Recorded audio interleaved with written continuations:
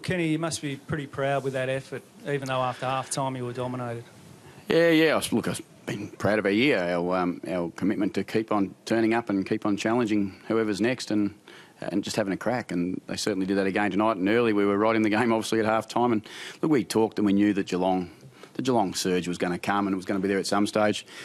We just couldn't hold up as much as we wanted to, and their numbers and their run and their willingness to share the ball around and change the angles just was pretty hard for us to control. Do you think you panicked a little bit the first 10, 12 minutes of that third quarter? Yeah, possibly. Yeah, we possibly felt the heat, and I suppose we were probably waiting for it a little bit, and when it came, we didn't quite handle it as well as we like. And that's a level, that's the step up from last week to this week, and as the finals narrow, it steps up. And that's what happened tonight. They stepped it up when they needed to. That's why they're a great side, and that's why they play next week. Is there an answer in your mind about the third quarters? Why they've been the trend? More than just Geelong? No, not really. I think, it's just typical of the boys not quite handling the break, and we've done things about that and tried to. We started the year, it was our first quarters, it became our third quarters a little bit, but our willingness to keep going and our fourth quarters are always there for us. And tonight, as I said, it's just another step. It's just another level that Geelong were able to go to that we couldn't get to. So you're well down on inside 50s again. Is it unsustainable in a way? I mean, you got away with it last week with some good footy, but it caught up with you tonight, not actually getting it inside the arc. Yes. That's the easy answer is definitely yes. We want more than 39. I think it might have been. We certainly need more than that.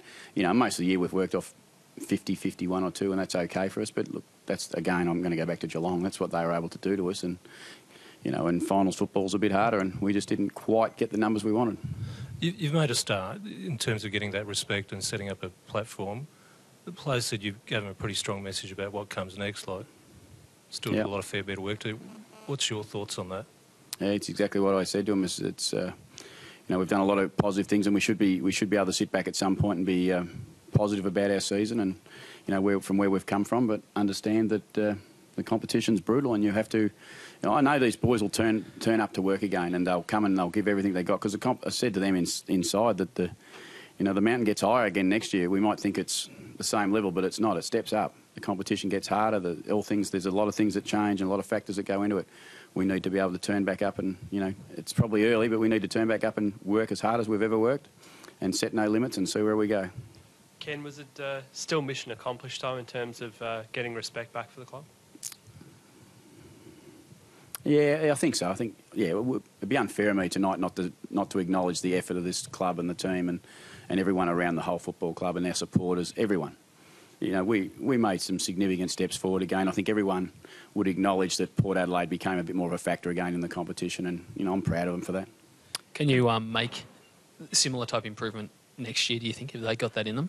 What we have to do, I was thinking about this because I thought, we're not coming in, I'm going to get the next year question. I'm going to go, I know what we've got to do. We've got to turn back up, and we've got to work really hard, harder than we worked this year, and be demanding of each other more than we were this year. As I said, because the hill gets higher, and you've got to climb quick because it'll take off on you.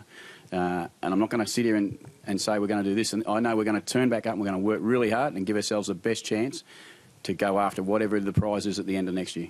The start of the year said they've become sick of losing. Do you think they have now become eager to keep winning? Yep. Yeah, so there's a change in mentality? They certainly like to try and get to the line, and they like the feeling of success. There's no doubt about that. But they understand where that comes from. I think that's really important. They understand that it's all about work, and how hard they're prepared to turn every session into a positive. That's really hard at this game. We as coaches say it every week. We have to improve every week. We have to make sure every training session counts. Well, we have to do that, and that's what we have to do. I mean, I don't want to sit here tonight and think too much ahead. I want to sit here and say, they were really positive this year, but there's a test to still come. It's a bit confusing tonight with the marking contest, the grappling, like one against Carlisle, and maybe Schultz was a bit stiff. Were you confused by all that tonight? No. It played out the way it normally plays out, unsure. Ken, can you give us some idea of what some of the emotions were going through your head during those last few moments? 23 points down, but suddenly 2 goals within 26 seconds. Did you sort of feel that there might have just been one last twist to this tail? I did give myself a little whack and say, could we? And when Westhoff kicks that goal, you think, hang on, maybe, and then you see No, I'm not going to talk about free kicks.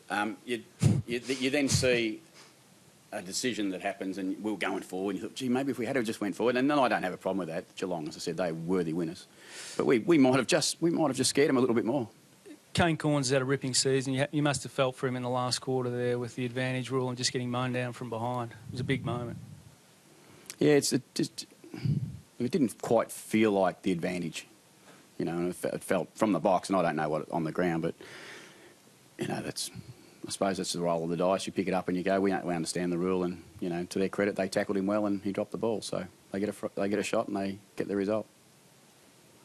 Can you know the famous line about you get what you deserve? Do you feel you've got everything you deserve this year? Yeah, if I'm not too hard, I think yes. Yeah, we worked really hard and we improved. There's no doubt about that. But I kind of felt like I wanted to get more, and I wanted the boys to get more tonight. You know, at half time, I felt like we were every chance to do that. But we just played. I think we played perhaps the best club in the competition maybe nearly over the history of the game. So, and they come after us and they got us by the end. Your younger players, the experience of bringing over an expanded squad and Ollie Wines and these sorts of players, what's this experience worth to them? Yeah, we're not going to know probably, you know, but we need to let them have a taste of it, because we as a club haven't been here for a long time. So the more people that we could get around it and get a bit of a feel for what it looks like, and, you know, the pressure of AFL finals, but I think more the excitement of being involved with AFL finals was what I wanted them to experience, and how it feels. It's a fun time, and it's good to be a part of. So hopefully that's enough that, you know, they want to keep working hard to give themselves a chance again at some point to do that. Ken, I know this might be a bit tough straight after the game, but in terms of your coaching group, are you afraid that you may lose Alan Richardson to another club? And conversely, are you also wanting to try and bring Phil Walsh back to the club as well? No, look, I'm not. Look, I'll talk about Richo, but I'll talk about the point that Richo has been a fantastic help to me all year. You know, and whatever comes his way, he does deserve. But I'd love nothing more for him to be with me at Port Adelaide for as long as I can be at Port Adelaide. And, you know, we work really well together. He is like my left arm and my right arm, and he keeps me going. And even tonight, he keeps me reasonably calm, but he's just a fantastic influence. He helps our whole football club, our whole football program function really well. He knows football incredibly well, and we're just so lucky to have him, and I hope we continue to have him.